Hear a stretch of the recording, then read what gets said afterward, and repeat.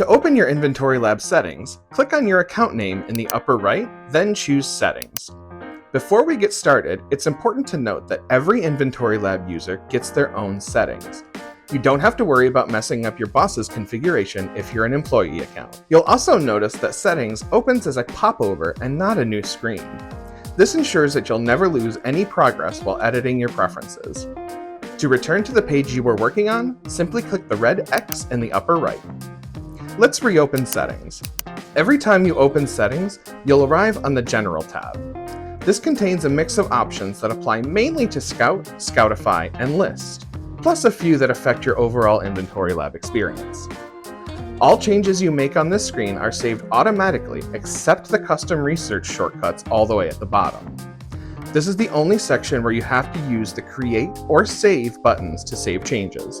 Scrolling all the way back to the top, the first setting is InventoryLab Entry Point. This is the screen you'll arrive on every time you open InventoryLab. We recommend setting this to whichever screen you're visiting the most often right now and updating it if your work pattern changes. The Product Alerts section lets you decide whether you want to see Amazon restriction warnings and ideal buy alerts. Restriction warnings appear in Scout, Scoutify, and List. If you only sell items in certain conditions, you can use the checkboxes to decide which conditions you want to see restrictions for. If you specialize in selling used books, for example, you can slash the number of restriction warnings by unchecking New. Ideal Buy appears in Scout and Scoutify. It's a great tool for making snap decisions on whether to buy the product you're researching. Using these settings, you can instantly rule out products with Amazon as a seller, with too many offers, and with poor sales ranks. Note that the Great Rank option is customizable in the Research tab. Under Rank Thresholds, you'll see a list of Amazon categories.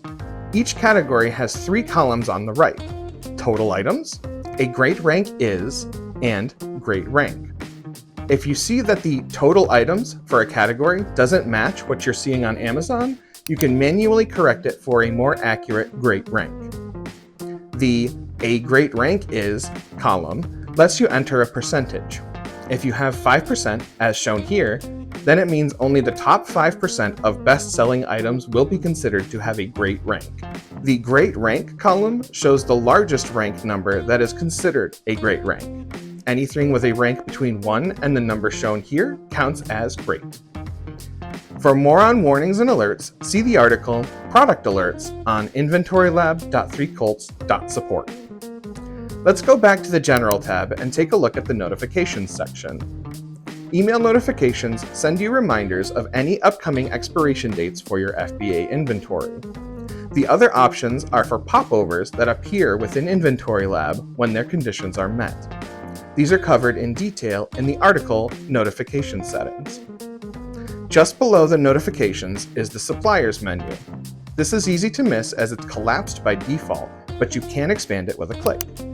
Here you can add new suppliers with the Add Supplier button, edit the name of any existing supplier, or delete any supplier you don't need anymore by clicking the trash can on the right. Under MSKU Customization, you can choose how InventoryLab generates your MSKUs. They are generated randomly by default. You can switch to a simple set prefix followed by sequential numbers by choosing Use Set MSKU Prefix instead. Alternatively, you can get fancy and create your own custom formula with the Use Variable MSKU option. Watch our tutorial video How to Create a Custom Variable MSKU for a detailed walkthrough of this option. The Inventory Management section only has one setting: Purchase Date, default to today's date. This feature is not yet available in List 2.0. Once it's running, it will be a good idea to turn this setting on if you usually list on the same day you purchase items, or if you feel it's close enough. If you prefer to leave the purchase date blank so you always have to enter the correct date manually, make sure this is turned off. Finally, we've reached the last section: Custom Research Shortcuts.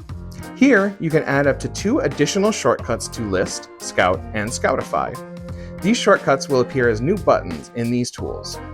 You can create shortcuts for sites like Keepa and ASIN, where the URL formula for product pages always contains an ASIN. Simply enter the URL containing an ASIN in the URL field, enter a name and display name, and enter an emoji or 1 to 2 characters in icon text. Then hit Create. Done! You can use these toggles to choose which tools your custom shortcut will appear in.